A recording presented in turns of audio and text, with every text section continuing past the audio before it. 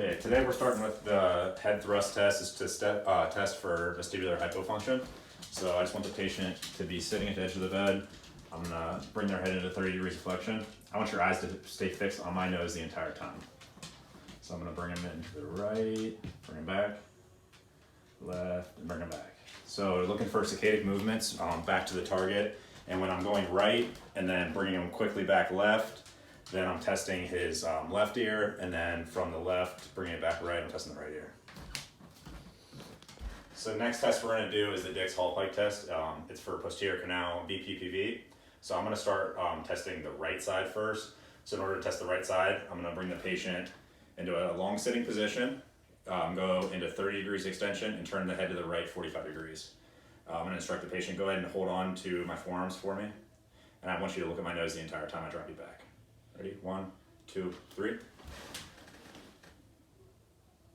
Okay, relax. So when you drop the patient back, you want to be looking at their eyes to see if there's any torsional upbeating nystagmus towards the affected side. So it would be the right side there.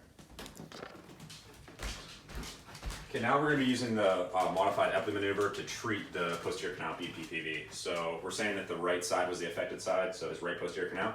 So we're gonna start off just like we did before and do the Dix-Hallpike. So I'm gonna have the patient look me in the look at my nose, bring him into 30 degrees of extension, and then rotate to the right 45 degrees. You can hold on to my arms. I'm gonna drop you back in 1, 2, 3. Back, and you're looking for any kind of nystagmus right now. You hold until the nystagmus stops, or the symptoms, you double the amount of time the symptoms lasted. So the next move, I'm gonna come back here.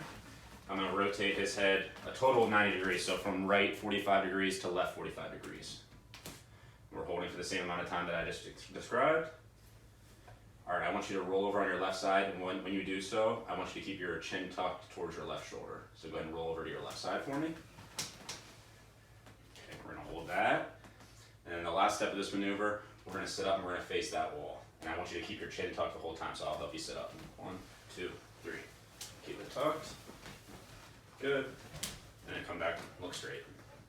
Good. Okay, so the next test is called the roll test, and this is a test for horizontal canal problems. So we're gonna have the patient laying on their back with their head off the mat. We're gonna bring them about 15 to 20 degrees of elevation or flexion. And we're gonna start with just rolling the head to the left. Keep your eyes on my nose. We're looking for any kind of nystagmus. Bring it back to midline. And then we're gonna roll to the right. Look for nystagmus. Come back. All right, so the last maneuver we're gonna do is called the Gaffoni maneuver, and it's also a test for the horizontal canal. So I'm saying my patient has left horizontal canal problems, left ear horizontal canal problems, so we're gonna go to the right side. So at first I'm just gonna have them still look at my nose, hold their head, and we're just gonna drop down to your right.